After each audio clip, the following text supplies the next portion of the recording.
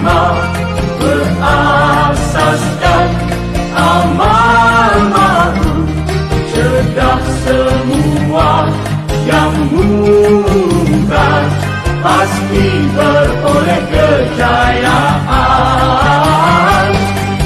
Syiar Islam berkembang semesta, mujahidin yang berusaha tegakkan jihad di jalan mulia untuk keamanan semua. Bangkit amalkan ajaran suci, tuntut keredaan ilahi.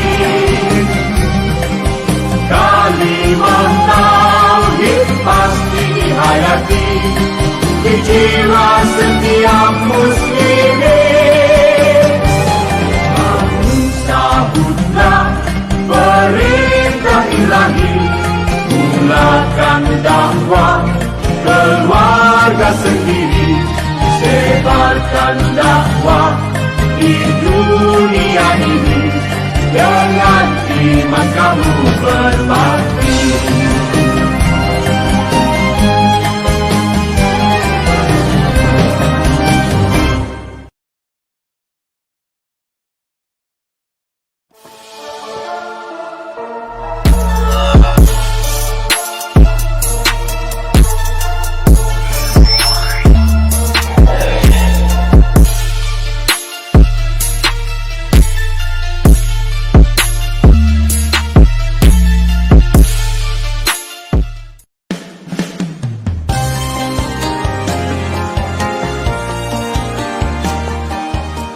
Assalamualaikum warahmatullahi wabarakatuh.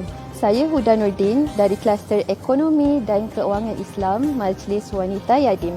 Bersama-sama anda bersempena Bulan Dakwah 2.0.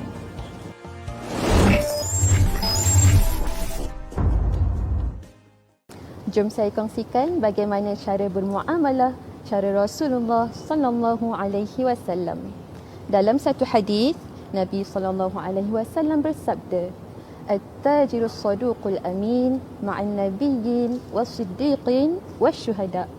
Para peniaga yang jujur dan amanah akan bersama dengan para nabi, orang-orang yang jujur dan juga para syuhada.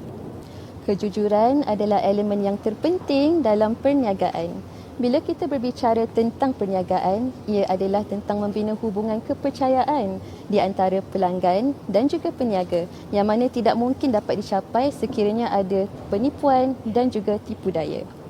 Rezeki yang baik dan halal akan tercemar sekiranya kita tidak bersikap jujur, seperti menjual barang-barang yang telah rosak, menjual barang-barang yang telah luput tarikh ataupun overclaim. Dikisahkan pada suatu hari Rasulullah sallallahu alaihi wasallam berjalan-jalan di pasar Madinah. Baginda melalui seorang peniaga yang menjual buah-buahan dalam longgok-longgokkan. Baginda lalu memeriksa buah-buahan tersebut dengan memasukkan tangan baginda ke dalam longgokkan, lalu mengeluarkan tangan baginda dan menunjukkan jari-jarinya yang basah kepada peniaga. Baginda bertanya kepada peniaga, "Apa ini saudara?" Peniaga menjawab, "Terkena hujan, Tuan." Lalu Rasulullah bertanya, "Mengapa Tuan tidak meletakkan buah-buahan yang basah itu di sebelah atas agar orang dapat melihatnya?" Lalu baginda berkata lagi, "Barang siapa yang menipu, dia bukan pengikutku." Dalam satu lagi hadis, Rasulullah sallallahu alaihi wasallam bersabda, "Innat tujjara yub'atsuna yawmal qiyamati fujjaran illa man ittaqallah wa barra wa sadaqa." Sesungguhnya para peniaga akan dibangkitkan pada hari kiamat dalam keadaan berdosa, kecuali mereka yang bertakwa kepada Allah, yang berbuat kebaikan serta jujur. Wallahu ta'ala a'lam. Wassalamualaikum warahmatullahi wabarakatuh.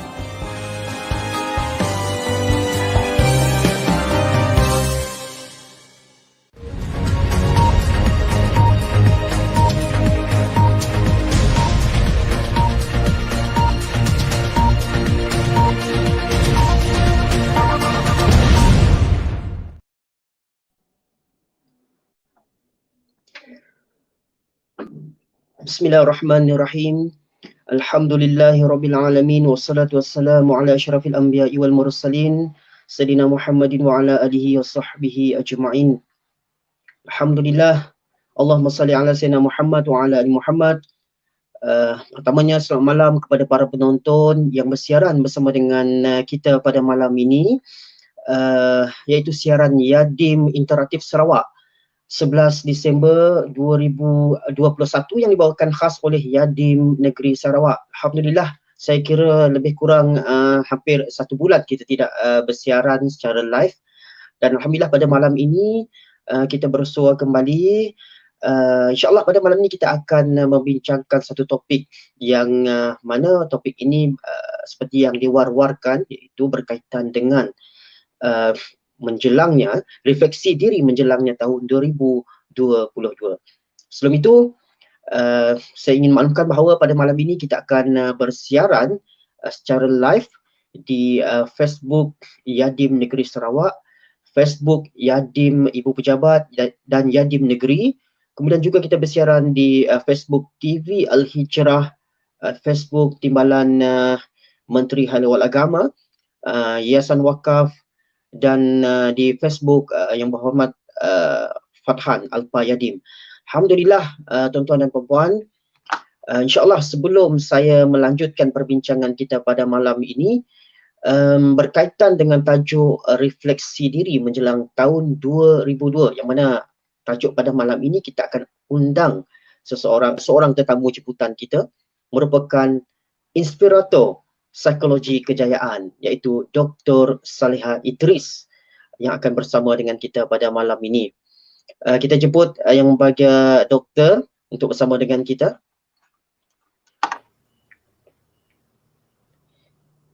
Assalamualaikum doktor, apa khabar, sihat? Waalaikumsalam warahmatullahi wabarakatuh. Tuan Zamri Ya, daripada doktor. Yayasan Buah Islam. Alhamdulillah, syukur, luar biasa, insyaAllah. So, Jadi, ini kali kedua. ya, Alhamdulillah, kali kedua kita bersiaran bersama doktor. Masya Allah, Masya Allah. Alhamdulillah. Terima kasih Yadim, terima kasih Zamri sudi jemput saya lagi kan.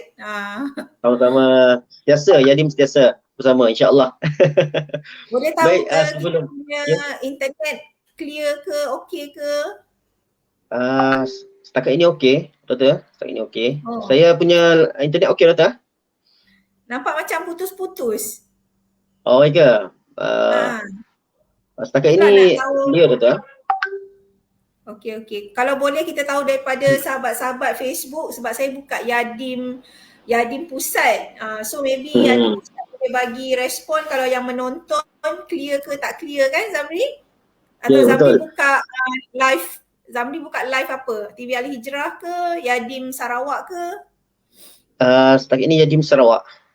Yadim Sarawak so far okey lah. Puan Alifah. So, insyaAllah. Okey, mungkin bagi sahabat-sahabat kita yang menonton boleh komen di FB Yadim bawah sana. Kalau line kita, internet kita elok, mungkin cakap okey, line internet okey. Kalau okey, insyaAllah kita teruskan. Okay. Baiklah, sambil-sambil doktor, sambil-sambil kita sebelum kita mulakan perbincangan kita pada malam ini berkaitan dengan topik kita, saya ingin perkenalkanlah panel penceramah kita pada malam ini yang bersama dengan kita, yang berbahagia Dr. Saleha Idris, merupakan inspirator psikologi kejayaan. Beliau merupakan pendidikan beliau merupakan Doktor Falsafah Dakwah dan Pengurusan Islam USIM tahun 2021. Alhamdulillah, tahniah doktor. Baru lagi Masya-Allah. Alhamdulillah. Masya-Allah, tahniah doktor. Kemudian beliau juga merupakan berpendidikan ijazah Sarjana Muda Sains Kemanusiaan di Psikologi UIAM tahun 2004. Ijazah Sarjana Muda Psikologi Pendidikan UIAM tahun 2008, pensyarah psikologi tahun 2007 hingga tahun 2018, yang merupakan pensyarah jemputan di USIM, OUM, UniKL dan beberapa kolej swasta yang lain. Juga merupakan pernah menjadi panel TV Al-Hijrah dan Astro Prima, merupakan kolumnis Mingguan Wanita, PAMA, Keluarga dan Sinar Harian. Merupakan pengurusi Ketua Eksekutif Malaysia Borderless Care Organisation. Ini antara jawatan yang dipegang oleh yang bagi doktor lah. Alhamdulillah. Semestinya banyak lagi biodata yang beliau yang cuma kita insyaAllah kita sambil-sambil lah nanti kalau saya kongsikan banyak doktor. InsyaAllah. Tahniah doktor. InsyaAllah. Jadi saya segan sikit bila bersama dengan Dr. Salihah ni, saya rasa segan sikit lah. Jadi Sama je doktor, dengannya bersiaran di Janda Baik doktor. Saya sekarang berada di Janda Baik, alhamdulillah. Guru saya, Puan Guru Ainul Muhammad sudi tumpangkan bilik kelas ni untuk saya bersiaran sebab saya sedang berada di Janda Baik. Kebetulan tajuk kita refleksi, jadi saya datang Janda Baik ni adalah untuk buat reflection for 2022, 2022. So betul-betul lah tajuk ni kena lah dengan saya pada hari ni, Zamri ya. Kena dan tepat doktor, masya-Allah. Jadi menarik ni kalau kita dengar, mungkin ada perkaitan yang akan dibincangkan oleh doktor dengan kita pada malam ini. Tajuk kita refleksi diri menjelang tahun 2002. Jadi doktor, bila bercakap tentang refleksi diri doktor, ya, mungkin kita lihatlah refleksi diri, mungkin doktor boleh jelaskan sedikit apa yang dimaksudkan dengan refleksi diri dalam konteks bidang doktor sendiri, psikologi. Kemudian mungkin boleh jelaskan makna refleksi tersebut dalam konteks Islam itu sendiri. Silakan doktor. Okay. So kita sembang-sembang santai je lah ya. So bila kita sebut refleksi, ada orang sebut muhasabah diri, ada orang sebut introspeksi diri, ada orang sebut tadabbur, ada orang sebut contemplation. So apa saja yang orang sebut, tapi kita balik-balik saya nak jawab di sini sebagai muhasabah. Okey, apa tu muhasabah? Muhasabah ni dia berasal daripada perkataan bahasa Arab. Kata akar dia tu ialah hasabah yuhasibu. Jadi kata tersebut diambil daripada hasiba, iaitu hasibatu syai'a atau ahsibuhu husbanan, dan hisaban yang mengandungi makna jika engkau menghitungnya. Okey, maksudnya dalam bahasa Melayu ni kita menghitung-hitung. Apa yang kita hitung? Jadi kita hitung kebaikan kita hitung keburukan kita hitung ibadah kita hitung amalan kita ni dengan Allah Subhanahu Wa Taala, dan kita hitung hubungan dengan diri kita sendiri yang dipanggil sebagai intrapersonal. Okey, intrapersonal. So bila kita hitung diri kita hitung dalaman kita. Jadi kalau manusia, insan yang mempunyai kekuatan atau mempunyai kelebihan dalam dipanggil sebagai kecerdasan intrapersonal, sebab bukan semua orang yang ada keupayaan untuk buat dipanggil intrapersonal relationship. Maksudnya hubungan diri dia sendiri dengan diri dia. Macam mana tu? Maksudnya ada orang dia tak fikir pun apa yang dia nak capai lagi 5 tahun, apa yang dia nak pergi dekat akhir, macam mana dia nak pergi dekat akhirat dia, apa yang dia nak jadi sekarang, apa yang dia nak jadi lagi 5-10 tahun. Kalau kita tidak berfikir macam tu, kita tidak mempunyai hubungan intrapersonal. So bila tak ada hubungan intrapersonal ni, maksudnya kita ni jarang untuk muhasabah diri kita. So orang yang mengenal diri dia sendiri, insya-Allah akan mengenal Tuhan. Kan? Arafa nafsaka fa'arif rabbaka. Kau kenal diri kau, maka kau kenal Tuhan kau. So maksudnya di sini, Tuan Zamri bila kita ada muhasabah, maksudnya kita ada kriteria hubungan atau kita ada kemahiran untuk intrapersonal, melihat kekuatan diri, melihat kelemahan diri, tengok apa personality kita. Kalau dalam training Zamri, saya akan minta peserta tulis contoh 5 kekuatan diri, 5 kelemahan diri. Tapi kali ni kita tak sempat lah, kita bukan buat training kan, kita hanya bagi talk sekejap, kita buat sharing. Ataupun kalau Zamri pun pernah buat, list down pasal diri Zamri, tulis je personality yang positif, yang negatif, tulis je. Ini contoh muhasabah diri dalam psikologi. Tapi dalam Islam tu yang saya sebut tadi, kita menghitung perjalanan hidup kita ni, kita nak banding antara banyak ke amal baik kita, banyak ke amal buruk kita. Okey, lepas tu hubungan tadi yang saya sebut bukan setakat intrapersonal. Kalau hubungan dengan makhluk, interpersonal. Kalau hubungan dengan Allah disebut sebagai God consciousness, kesedaran bertuhan. So bila kita ada kesedaran bertuhan ni barulah ada iman ihsan. Jadi kalau kita buat muhasabah diri, kita renung diri kita, apa kelemahan kita, apa kekuatan kita, kat mana kita buat silap. Sebagai orang Islam, hari-hari kita kena istighfar. Kalau boleh hari-hari kita solat taubat. Sebab kita ni buat dosa, ada kita sedar, ada tak sedar. Kan? Bila Allah buka aib kita, na'udzubillahi min zalik, kita tak mampu nak hadapi benda tu.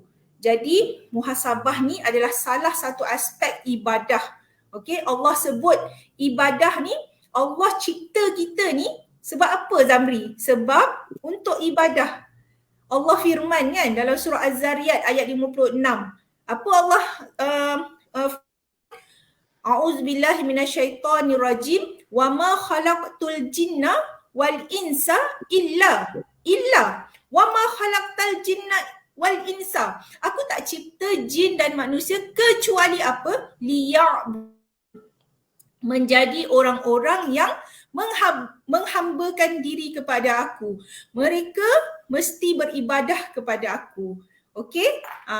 Saya rasa setakat tu erti muhasabah ni Zamri. Ya, Alhamdulillah, Doktor.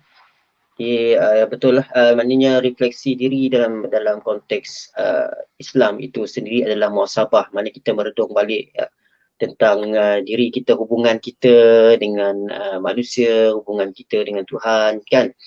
Kemudian ya Doktor, kalau kita lihat setahun, mungkin lebih dicakap tentang tahun 2022 ini, maknanya kita bakal memasuki satu lembaran baru, buku baru untuk kita tempuh lagi satu lembaran baru pada tahun hadapan. Tapi pada masa yang sama kita jadikan apa yang berlaku, sejarah yang berlaku sepanjang tempoh 2021 ini sebagai refleksi untuk kita bermuhasabah baliklah. Mungkin ada benda yang kita kita tak capai dalam tahun 2001, mungkin kita boleh bawa matlamat itu kepada tahun 2002. Jadi sebelum itu Doktor, mungkin kalau kita lihat pada sepanjang tahun 2001 ini, saya nak kaitkanlah, mungkin ada banyak benda-benda yang kata kita ada benda manis, ada benda yang pahit yang kita lalui. Mungkin lagi-lagi dalam tempoh 2001 ni, orang kata kalau kita lihat dalam konteks masyarakat itu sendiri, dari segi ekonomi kan, apabila berlakunya pandemik dan sebagainya, banyak ramai di kalangan masyarakat kita yang terjejas dari segi ekonominya, ada hilang pekerjaan, kemudian ada yang tak boleh berniaga, yang berniaga pun gulung tikar. Kemudian dari segi pendidikan pula, anak-anak sepatutnya sekolah jadi tak sekolah kan, disebabkan jadualan semula kelas ataupun pembukaan sekolah itu. Exam pun kadang-kadang ditunda dan sebagainya. Jadi serba sedikit menjejaskan proses, dan saya pernah baca seramai 20% daripada para pelajar gagal dalam 3M.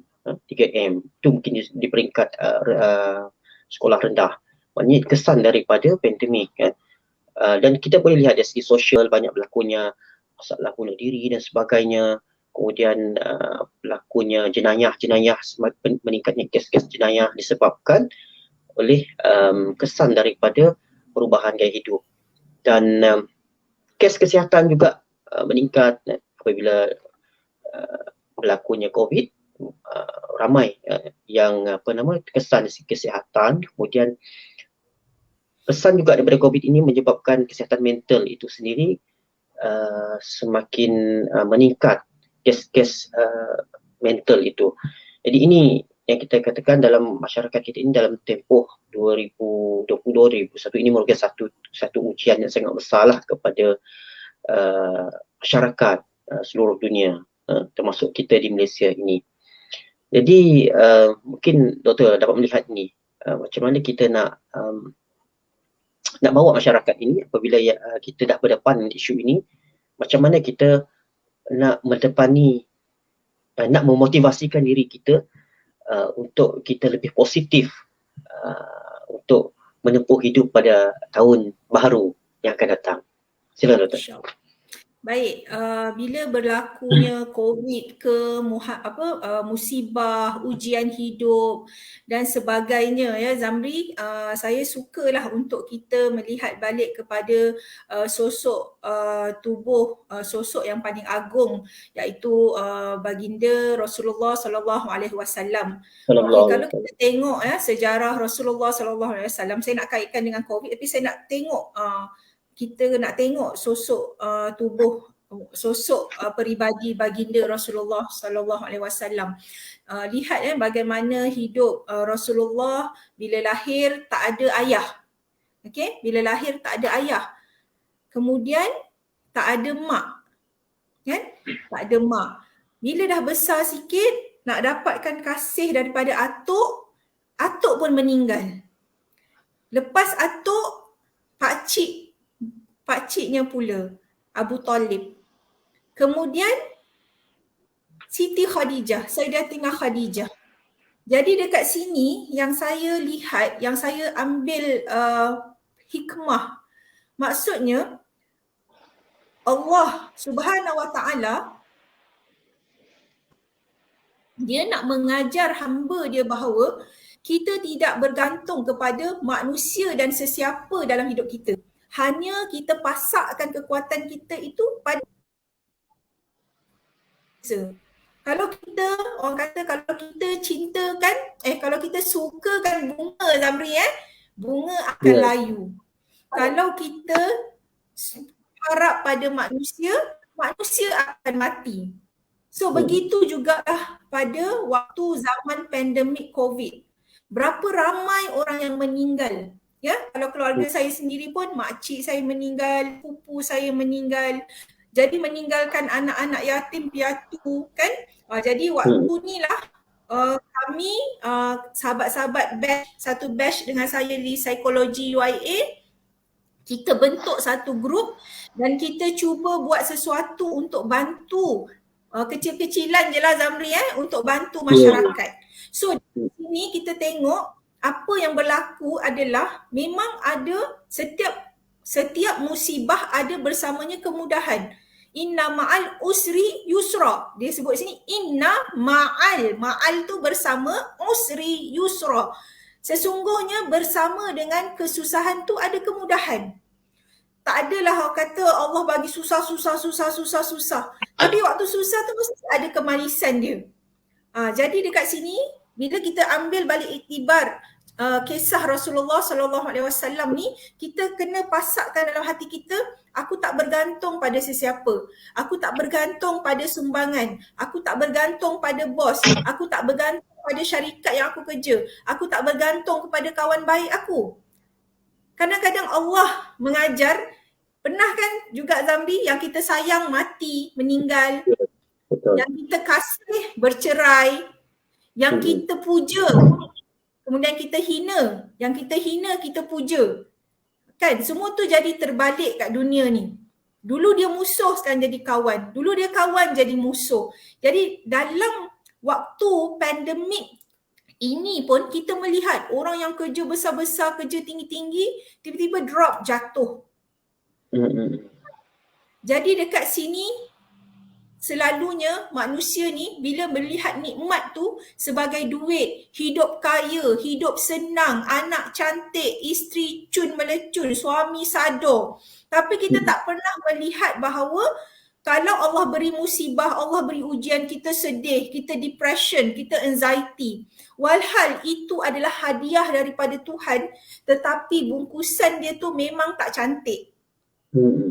Sebab hanya manusia yang mempunyai sifat ibadur rahman, hamba-hamba yang mempunyai ibadur rahman ni tadi ataupun ulul albab.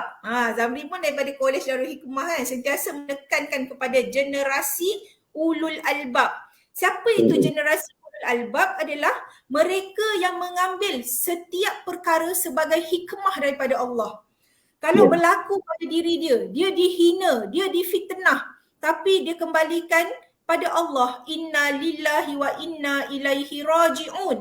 Apa saja datang kembali pada Allah. Apa saja datang kembali pada Allah. Saya pun, keluarga saya, most of them ialah orang buat bisnes jalanan, buat bisnes lah Zamri. Memang bisnes tak boleh nak operasi. Tapi waktu ni lah kita reflect balik, oh Nabi Yusuf ajar 7-7 kemarau, 7 hasil. So lepas ni kita belajar untuk menyimpan. Kan? Banyak hikmah-hikmah dia. So apa lagi? Kita tengok bila manusia Allah beri ujian, dia dah stres yang melampau, dia ada penyakit mental. Sebenarnya tuan-tuan dan cik puan sekalian, perkara-perkara yang orang kata macam azab lah untuk kita sebenarnya adalah ujian yang kita tak nampak dekat pintu mana yang Allah nak beri pada kita. Ibarat dia macam ni lah, kita masuk satu pintu ataupun saya analogi cerita saya lah, saya nak pergi satu tempat ni saya biasa pergi Zamri, cuma waktu tu saya buka Waze lah, nak buka Waze. Lepas tu Waze ni tak tahu dia buka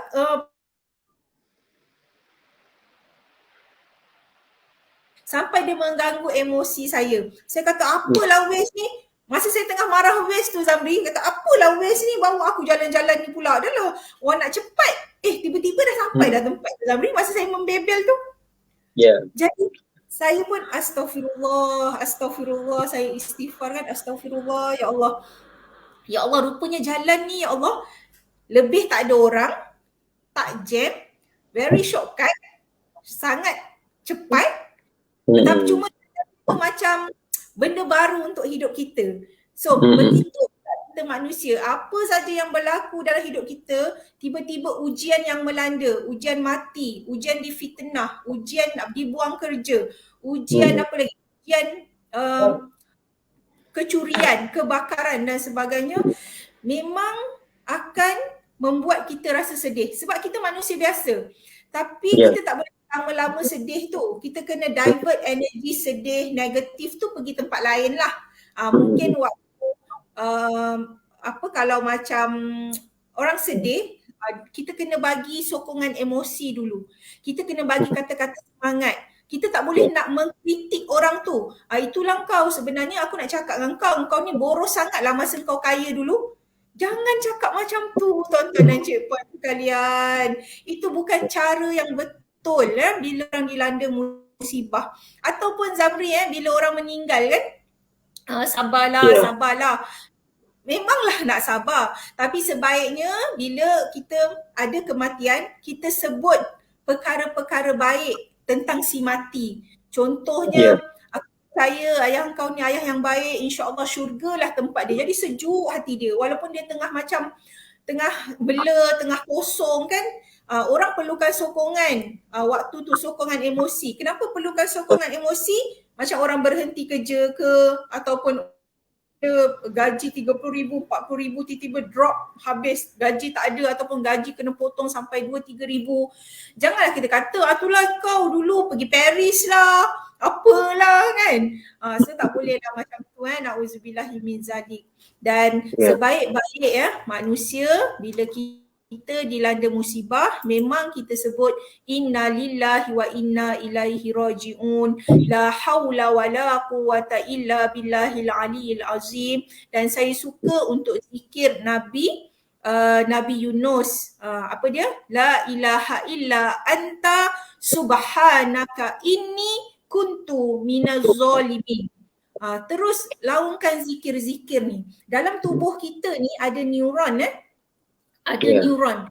Bila kita dengar ceramah macam ni, bila kita bercakap dengan diri kita sendiri, dia akan pergi kepada bahagian otak kita, nanti batang otak kita kat belakang ni, medulla oblongata ni, dia akan salurkan maklumat information tu kepada seluruh tubuh kita.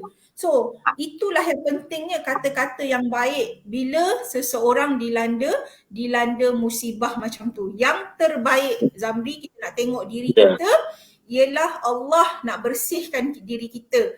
Allah istighfar, tapi dengan ujian ni Allah sendiri membersihkan diri kita, mensucikan kita, mengangkat martabat kita dalam martabat sabar, martabat redha. Bila cerita sabar redha ni bukan senang tuan-tuan dan cikgu puan.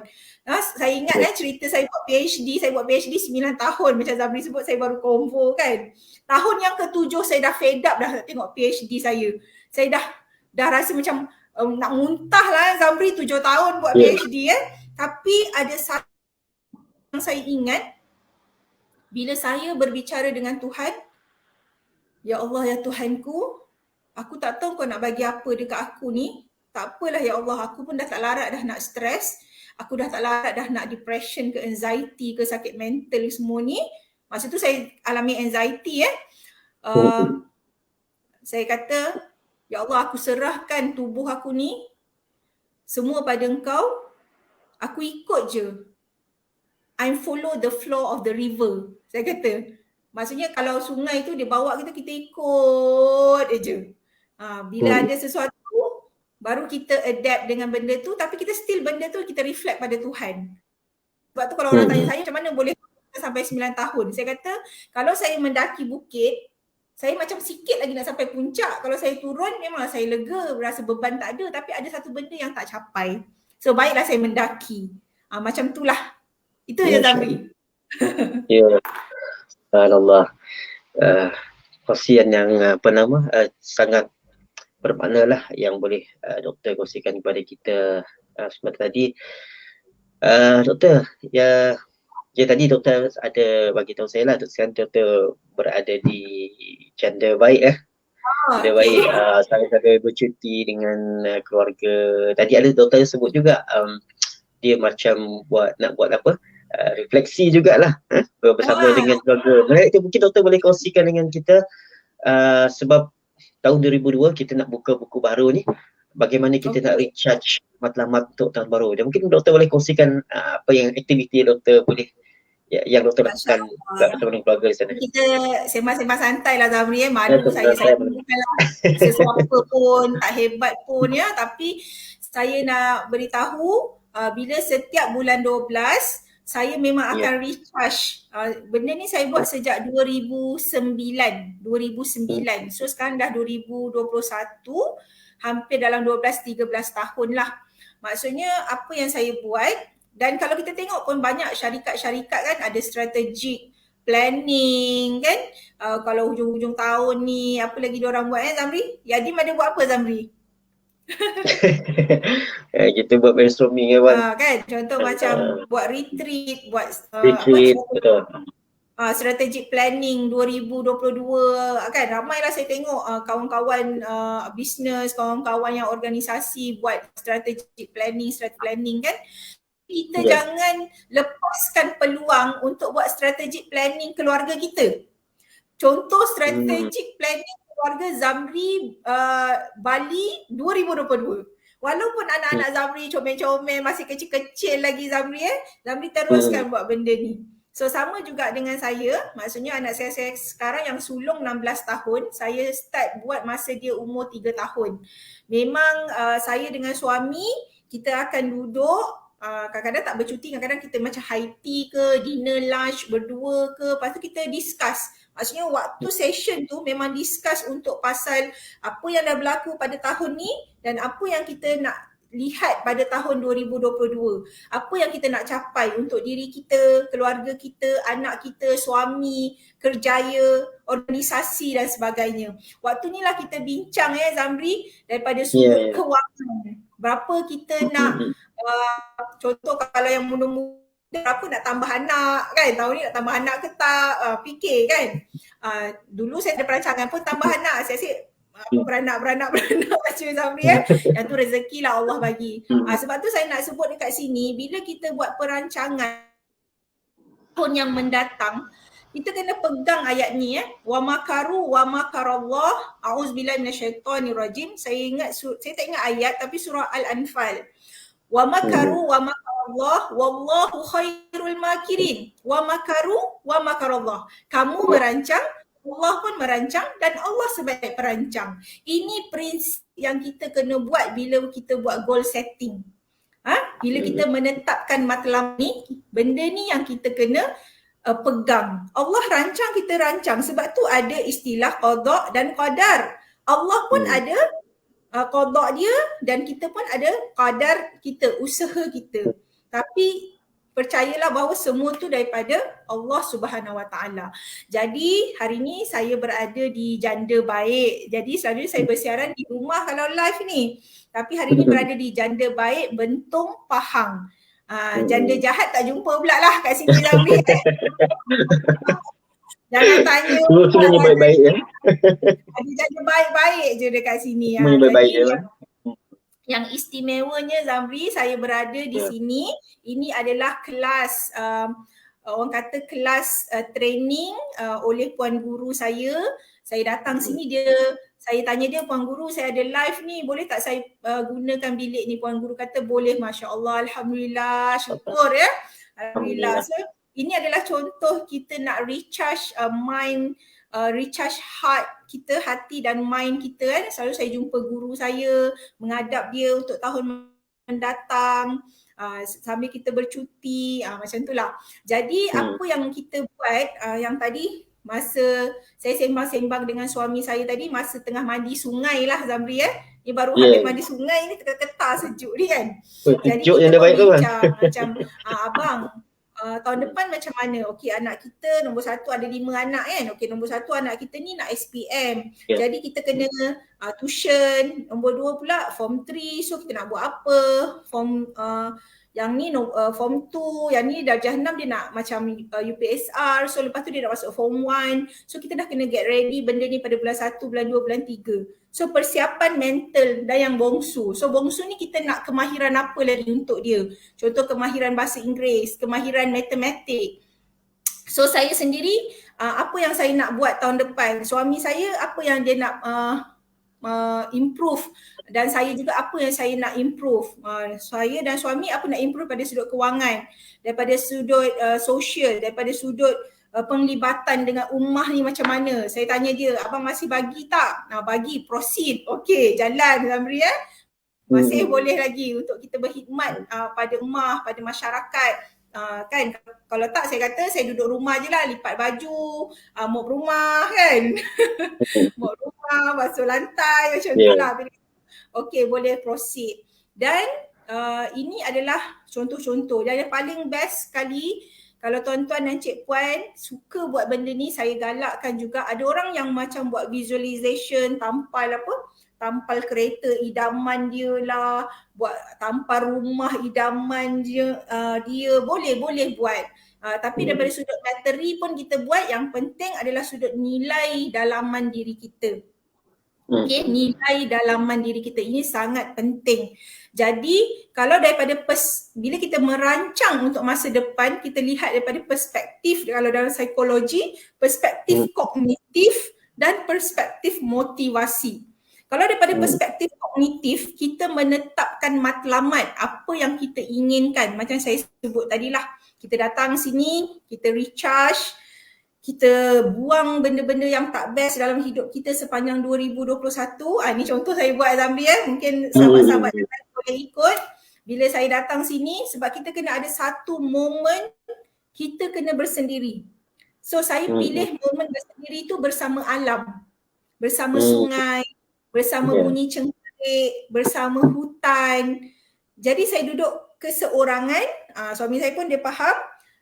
Saya buat mindfulness atau kita panggil contemplation. Mindfulness ada dalam psikologi Zamri Apa mindfulness ni kita panggil mindfulness meditation. So lepas solat Zohor tadi, lepas solat Zohor, saya baring-baring sekejap, lepas tu saya masuk sungai, saya baring atas batu atas sungai. Dalam sungai. Atas sungai tu dah wali pula baring atas sungai. Kan?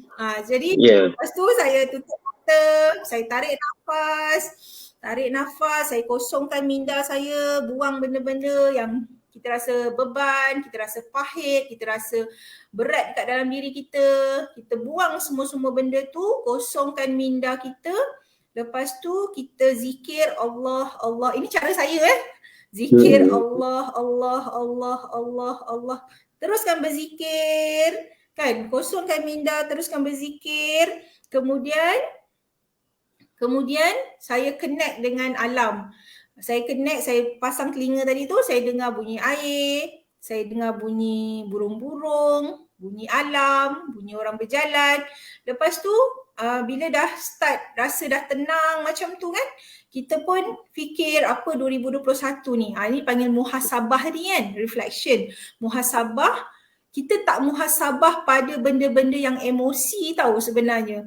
Memanglah kita kalau kita tengok benda-benda pahit, kita macam kenapa dia buat jahat kat aku macam ni, aku dah buat macam ni kan kita kata. Ataupun kenapa ada COVID ni, aku sedih sebab COVID ni mak aku mati, ayah aku mati, anak aku mati, aku tinggal sendiri. So bila kita tengok benda tu dalam perspektif yang negatif, naratif yang kita mainkan dalam minda kita, self-talk tadi, dia jadi negatif lah.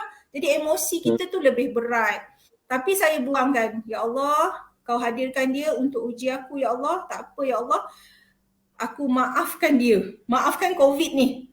Kan? Tambah maafkan diri kita, maafkan COVID, maafkan orang yang mungkin membuat sesuatu kat kita, menyebabkan hidup kita ni kucak-kacir, kan? Menyebabkan hidup kita ni dah tak dipercayai orang, menyebabkan kawan-kawan hilang, orang dah tak percaya pada kita, mungkin ada fitnah-fitnah, kan, semua itu ujian. Jadi apa yang bila dah macam tu, bila kita refleksi, kita tak boleh masukkan emosi-emosi negatif.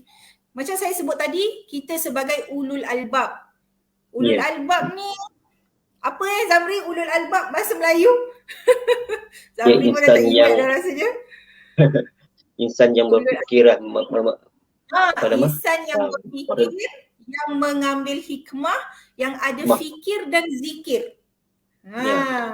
Dia ada fikir, dia ada zikir. Okey? Apa fikir dan zikir? Kita fikir, lepas tu kita zikir. Kita fikir, kita zikir. Fikir guna akal, zikir guna hati kita, qalbun kita. So kita ada connection psycho-spiritual. Connection psycho-spiritual kita tadi. So berlakulah tazkiyatun nafs, kita buat takhalli, membuang benda-benda yang negatif, yang tercela, tahalli, masukkan benda-benda yang baik. Kalau boleh buat analogi air, katakanlah air kopi dia warna hitam dalam satu cawan, tak ada pula cawan di sini. Dalam satu cawan, contohnya air ni kan, dia warna hitam. Macam mana nak putihkan dia, Zamri? Macam mana nak jernihkan air yang hitam ni? Cuba cerita kat saya sikit. Macam dalam kelas pula, Zamri. Apa lah, maksudnya katakanlah air kopi warna hitam kan. Macam mana kita nak putihkan dia? Caranya ialah kita masukkan air putih. Masuk, nanti air yang hitam ni dia keluar. Masuk lagi air putih, masuk lagi air putih. Lama-lama dia akan jadi putih. So macam tu juga dengan minda kita, psycho-spiritual kita, kan, emosi kita, hati kita. Tapi macam mana nak masukkan benda-benda yang putih ni? Zikir, astaghfirullah, selawat, Allahumma salli ala Sayyidina Muhammad. Lepas tu berkawan dengan orang-orang yang betul, orang-orang yang baik, yang mendekatkan diri kita pada akhirat, pada Tuhan. Bukan yang menjauhkan kita dan mendekatkan diri kita pada material, pada kebendaan dunia dan sebagainya. Okey, itulah dulu Zamri. Dapat sesuatu tak? Alhamdulillah, Rabbi. Banyak yang kita dapat. Doktor, tadi bila doktor dapat buat sesi bersama dengan keluarga untuk refleksi diri, bawa keluarga sekali untuk rancang, lihat apa yang telah berlaku pada tahun 2001 ni, kemudian rancang apa yang kita nak capai pada tahun 2002. Sebenarnya agak menariklah sebelum ini kita implement benda tu untuk organisasi. Sebenarnya betul lah, betul kita jarang-jarang sekali kita nak implement benda tu dalam konteks keluarga kita sendiri. Kalau kita boleh Kalau kita boleh implement benda tu, saya rasa mungkin banyak benda yang kita boleh bersamalah dengan ahli keluarga kita. Okay. Biasanya kalau kita bincang-bincang pasal hal persekolahan anak tahun depan macam semua, biasanya kita bincang dalam keadaan fikiran kita lagi serabut dengan kerja dan sebagainya. Jadi benda tu dia Betul.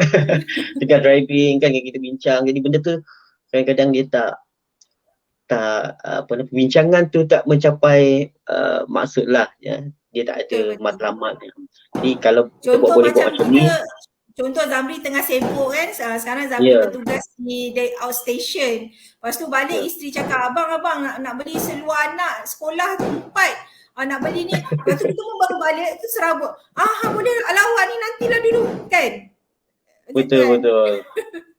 Itu yang biasa berlaku lah. Alhamdulillah kita benda ni kita tak nampak. Sebenarnya kita benda ni kita buat tapi kita tak implement benda tu kepada ahli keluarga kita, masya-Allah. Kalau kita boleh buat mungkin ada satu yang barulah kita boleh target bersama dengan isteri kita, anak kita, lebih nampak lah sebenarnya. Alhamdulillah. Macam Zamri anak kecil-kecil lagi kan, umur 6 tahun Zahra Ya, betul. Kan? Zamri boleh tanya dia, Zahra, tahun depan Zahra darjah 1 ni. Macam mana Zahra rasa darjah 1? Apa yang Zahra nak tahun depan? Nak bercuti kat mana? Nak buat apa? Nak baju warna apa? Kita boleh tanya. Contoh kan, nak solat, nak puasa tak tahun depan? Kalau 30 hari puasa sehari pun dah okey. That's achievement. Macam itulah. Betul. Kita boleh praktis benda tu, masya-Allah. Jadi alhamdulillah, untuk soalan tadi saya ada nampak soalan daripada Rustia, saya boleh bacakan. Ada soalan puan. Saya seorang OKU, saya serba kekurangan, apakah perancangan yang perlu saya buat? Boleh puan berikan idea? Itu soalan dalam bentuk telefon dan telah dimurnikan, kata Rustia kita. Mungkin doktor boleh kongsikan jawapan. Yadim yang tulis soalan ni Okey. Ya. OKU. Bila kita sebut OKU, kita selalu sebut orang kurang upaya. Kenapa? Kalau boleh macam saya sebut tadi kan, apa kita sebut, kita akan jadikan benda tu sebagai visualization, kita akan jadikan benda tu sebagai satu pegangan hidup kita. So sekarang bila kita sebut OKU, orang kurang upaya, lagipun sekarang kita ada macam sambutan disabilities person kan? Ya. Dalam minggu ni lah. Dalam kawan-kawan psikologi saya, dia ada share kan. Jadi saya lah OKU ni kepada orang kuat unik. Boleh tak? Jadi bila kita sebut orang kuat unik, kita akan mencari lagi kekuatan kita. Kita lagi akan menggali keistimewaan kita. What is our strength? What is our the goodness kan? What is a uniqueness of us? Sebab tadi sebut kuat dan unik. So bila kita sebut kita kuat dan unik, barulah benda-benda ni kan Allah pun akan hadirkan kekuatan dan keunikan dia. Kalau kita sebut kita kurang upaya, apa yang terjadi Zamri? Bahu kita ni akan ke bawah. Aku ni kurang upaya. Aku ni tak mampu buat apa-apa. Aku ni miskin. Aku ni hina. Aku ni tak pandai. Aku ni B40. So kita punya bahu ni pun dia akan ke bawah. Sebab apa kita sebut, dia akan reflect pada fisiologi kita. So kalau kita sebut aku orang kuat upaya, aku orang kuat yang unik, yang Allah berikan aku sesuatu tapi belum nampak. Cik ni atau tuan ni boleh buat. Nampak tak bila dia sebut saya orang OKU, saya serba kekurangan. Maksudnya itu dah jadi belief dia, sistem kepercayaan diri dia sendiri. Kan kita belajar pasal self-esteem, self-concept, a good self-concept, a positive self-concept, a negative self-concept. So kita kena baiki ni cik Jangan sebut saya OKU, saya serba kekurangan. Kalau saya sebut saya orang kuat upaya, saya banyak kekuatan. Saya banyak kelebihan. Baru kita akan, otak kita ni akan proses mencari apa kelebihan kita, apa kekuatan kita. Barulah dekat situ, kita akan rasa, wow. Kalau kita bawa kisah orang-orang yang tidak sama macam kita, yang ada 2 kaki, 2 tangan, 2 mata, apa lagi Zamri yang sempurna fizikal. Sempurna fizikal. Ingat elemen kemanusiaan ni bukan fizikal je. Kita ada roh, kita ada jasad, Betul. kita ada mental, kita ada qalbun, emotion kita. So kalau emosi kita kuat, semangat kita kuat, azam kita kuat, fizikal tu tak ada apa-apa pun tuan dan cik puan sekalian. Saya bawa kisah contoh sahabat saya penyanyi vokalis Azmi Saad, vokalis Khalif Basker. Saya suka berkawan dengan dia sebab bila berkawan dengan dia, dia mendekatkan diri saya pada Tuhan. Dia melihatkan kehebatan Tuhan tu melalui diri dia. Percaya tak, dia memang buta tapi kalau dia berjalan Masya Allah laju gila. Macam nampak aja. Sampai saya pula nak pegang dia macam Azmi. Tangga tu tangga tapi dia kata ungkat dia puk laju. Lepas tu dia menggali kekuatan dia tu dengan lagu-lagu, vokal dia. Lepas tu dia boleh main gitar, main muzik dan sebagainya. Dan Vajovic yang tak ada kaki, tak ada tangan tu, kan dia kahwin dengan orang yang sempurna, anak dia sempurna, cantik dan dia pun ada bisnes. Dan Speedmart punya tauke, owner Speedmart pun banyak cawangan bisnes Speedmart. Kalau kita pergi mana-mana ada je Speedmart. So di sinilah cik sebenarnya kena betulkan belief system tentang diri. Melihat self concept yang baik dalam diri. Dan self concept tu jangan individualistik pula. Jangan humanitarian sangat. Balik kepada God consciousness. Kesedaran bertuhan. Itu saja daripada saya Zamri. Betulkan belief system, insya-Allah magic will come to you. Masya-Allah. Jadi harap menjawab soalan daripada bukan apa berkaitan apa nak buat, tapi sebenarnya betulkan dulu belief system itu sendiri. Sebab stigma itu memainkan peranan sangat penting. Bahkan benda ini bukan saja orang kurang upaya atau orang kuat unik kata puan tadi untuk implement, tapi kita ni yang apalagi yang sempurna ini lebih-lebih lagi kita, kalau kita juga perlu betulkan belief system dalam diri kita. Dan kebanyakan khususnya apabila berlaku pada hari ini, kemudian seperti yang kita sebutkan awal tadi, bila berlaku pandemik dan sebagainya, kehilangan kerja dan sebagainya, ramai orang terkait dengan masalah sosial disebabkan tidak mampu untuk mencari sumber pendapatan lain dan sebagainya. Dan benda ni sebenarnya mungkin antara faktor-faktor dalaman keyakinan diri agak kurang ya doktor. Dan saya macam sebelum ni saya pernah ceritakan, saya pernah nampak saya pernah jemput seorang tukang rumput di rumah untuk memotong rumput. Saya tanya dia, saya tengok dia bawa mesin rumput tu pakai kereta gentu kan. Kemudian saya tanya dia, potong rumput pakai gentu tuan ya? Dia kata, ya dulu saya kerja, saya kerja bawa lori, dia kata. Sampai daripada Kuching sampai ke Brunei lah dia bawa. Dia cakap kemudian gaji memang besar lah, atas 4,000 tu biasalah bagi dia, atas 4,000 ke atas tu biasa. Tapi bila berlaku pandemik, syarikat yang tempat dia bekerja tu tutup dan menyebabkan dia hilang sumber pendapatan dan sebagainya. Tapi cakap tak apa, ini saja skill, kemahiran yang saya ada dan saya yakin saya boleh, dengan ini saya boleh menyara diri saya dan keluarga. Tapi dia buat. Benda tu alhamdulillah saya nampaklah sisi positif dia tu.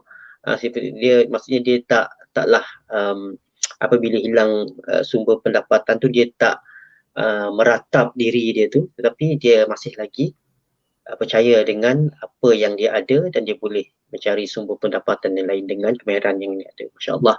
Itu sebenarnya agak mendidik kita jugalah. Agak mendidik kita juga bagaimana kita ialah macam puan cakap tadi, kita kena betulkan belief system dalam diri kita ini supaya kita boleh mendepani apa-apa cabaran yang berlaku. Masya-Allah. Jadi pun kita dah sampai ke penghujung, ada 4 minit lagi. Ada 4 minit lagi. Sembang kita dah tak terasa ni. Jadi tahun depan pun doktor tahun 2022 Jadi Baik. kita tak tahu apa yang berlaku. Tahun 2002 pastinya cabarannya lebih besar jugalah. Sebelum ini kita dah didepani dengan pelbagai cabaran, dan 2002 ini kita diwawarkan pula dengan barang runcit naik dan sebagainya. Allah Rabbi. Jadi mungkin ini juga memberi kesan kepada masyarakat kita lah. Tapi kita sebagai sebagai insan ni, sebagai masyarakat, kita kena teruskan kehidupan. Kita kena hadapi cabaran ini, dan kita tahu ini adalah bukan masalah mikro, tapi ini adalah masalah makro. Seluruh dunia sedang menghadapinya. Jadi sebagai kita seorang Islam Puan, mungkin bagaimana kita nak setkan dalam minda kita untuk bersedia menghadapi cabaran tahun baru ini. Silakan. Baik. Saya rasa ini dah kira penutup terus ya Zamri ya? Ya, betul. Okey. Jadi saya bawa kepada tahun 2022 ni, saya nak bawa 3S lah. 222 ni macam S. Jadi saya ingat 3S. Maksudnya ada 32 ni lah. Jadi S yang pertama ialah kita kena sentiasa balik pada Quran, iaitu sabar dan solat. Apa saja ujian berlaku, cabaran yang berlaku kan. Tapi bukanlah kata bila harga ayam naik kita sabar dengan solat. Belum. Maksudnya dia ada perspektif yang berbeza. Ingatlah dalam ujian ni, ujian hidup ni dia ada dua. Satu ujian hidup yang kita boleh kawal. Dan satu lagi ujian hidup yang kita tak boleh nak kawal. Jadi sebab tu saya sabar dan solat tu kita kawal lah diri kita. Kita tak boleh nak kawal sistem. Kita tak boleh nak pergi jumpa pemborong semua tu. Kita kata pemborong semua. Tak boleh naikkan harga kan. Kita tak boleh nak buat benda tu. Ada orang cakap ada ni pula skizofrenia ke apa. Ada problem pula kan. Jadi kita yang boleh buat sabar dan solat. Okay, sabar dan solat tu dulu lah. Bila ada ujian-ujian luaran yang kita tak mampu nak hadapi. Kadang-kadang kita tak mampu pun nak tutup mulut orang. Kadang kita tak mampu nak ubah, bolak-balikkan hati orang. Kita tak boleh pun nak membersihkan mindset orang. So apa kita boleh buat? Kita connect dengan Tuhan, sabar dan solat. Ujian ni memang sakit lah. Ujian memang sakit Tapi sedih tu boleh sebagai manusia biasa. Tapi nak jadi manusia luar biasa, kita memang kena recharge diri kita bila kita timpa ujian. Ingat, bila ujian ni datang, Allah buka pintu baru. Itu je. Okay? Tapi itu je pun nak terima tu Masya Allah sakit Nak terima pasal kematian. Saya sampai sekarang tak boleh jumpa kawan baik saya yang kematian suami dia COVID. Saya kesian dengan anak-anak dia. Sampai sekarang tak boleh nak jumpa. Dia apatah lagi Yang kedua, S yang kedua. Tadi S pertama sabar dan solat. S yang kedua ialah bersederhana lah tahun 2022 ni. Kalau kita rasa kita belum ada simpanan, kita cubalah macam Zamri kata tadi, tukang rumput dia tu, apa yang Allah beri pada kita, bakat, kekuatan, kadang-kadang kita tak jumpa, tapi kita lalui je proses tu sampai ada satu momen yang Allah temukan kita pada satu button yang betul. Jadi nombor 2 itu bersederhana. Bersederhana dalam apa? Bersederhana dalam harta, bersederhana dalam personality, bersederhana dalam emosi, bersederhana untuk tahun 2022. Yang ketiga, S yang seterusnya ialah kita kena sabar, solat, sederhana, dan S yang ketiga ialah kita kena selalu submit, selalu serah diri pada Allah, submission to God. Kita kena selalu submit diri kita. Apa saja yang datang, submit to God. Apa saja yang datang, submit to God, berserah pada Allah. Sebab kita berada dalam dunia yang uncertainty, yang tak pasti apa yang akan berlaku. Tapi Allah beri pada kita kekuatan, Allah ada bersama orang-orang yang sabar. Innallaha ma'as sabirin. Lagi apa? Apa ayat tu? Allahumma salli ala Muhammad. Tak apa. Jadi itulah 3S yang saya nak bawa hari ini, dan refleksi diri tu bermula dengan refleksi minda kita, hati kita. Kan kita tak boleh nak mengawal apa berada di luar kawalan kita. So baik kita kawal diri kita, insya-Allah kita nak mati masuk syurga. InsyaAllah. Itu saja. Terima kasih Yadim, terima kasih yang memancarkan live pada tim-tim yang bekerja. Assalamualaikum warahmatullahi wabarakatuh. Selamat tahun baru 2022. InsyaAllah. Terima kasih banyak kepada Dr. Saleh Idris yang berkongsi bersama dengan kita pada malam ini mengenai tajuk refleksi diri menjelang tahun 2002. Alhamdulillah banyak perkongsian yang beliau kongsikan kepada kita. Mungkin kita boleh yang sempat catat tu mungkin boleh catat lah dan boleh laksanakan. Ya, Alhamdulillah pada kesimpulan tadi kita dapat lihat bagaimana kita ini yang boleh saya simpulkan di sini juga adalah bahawa apa-apa yang berlaku, ujian, cabaran yang mendatang ni kita kena berbalik kepada diri kita, betulkan diri kita, persiapkan diri kita, dan tips yang telah disampaikan oleh doktor sebentar tadi seperti sabar dan solat, sentiasa bersederhana, perbanyakkan simpanan, dan kemudian selalu menyerahkan diri kepada Allah Subhanahu Wa Taala sebagai sumber kekuatan kita, kebergantungan dalam kehidupan kita. Masya-Allah, yang kaya pun diuji, yang miskin pun diuji, yang sihat pun diuji, yang sakit pun diuji. Jadi maknanya kita semua diuji. Maknanya hidup kita dunia ni adalah semuanya adalah ujian daripada Allah Subhanahu Taala untuk menentukan bahawa siapa di antara kita ini yang terbaik, yang dapat beriman sebenarnya kepada Allah Subhanahu Taala. Maka dalam konteks ini, dalam hal ini, maka perbaiki diri kita supaya kita dapat kukuhkan, kuatkan kebergantungan kita kepada pencipta kita Allah Subhanahu Wa Taala. Sekali lagi terima kasih Dr. Saleh Idris menerima jemputan daripada pihak Yadim. Mudah-mudahan kita dapat bersiaran bersama lagi dalam siri-siri yang akan datang. InsyaAllah. Selamat bercuti Doktor. Terima kasih Zamri. Pada Zamri juga dah tahniah juga kepada Doktor. Terima kasih banyak-banyak Zamri ya. Ya, terima kasih sama. InsyaAllah kita berjumpa lagi. Dan akhir kalam, Assalamualaikum warahmatullahi wabarakatuh. Selamat malam semua. Waalaikumsalam warahmatullahi wabarakatuh. Terima kasih semua.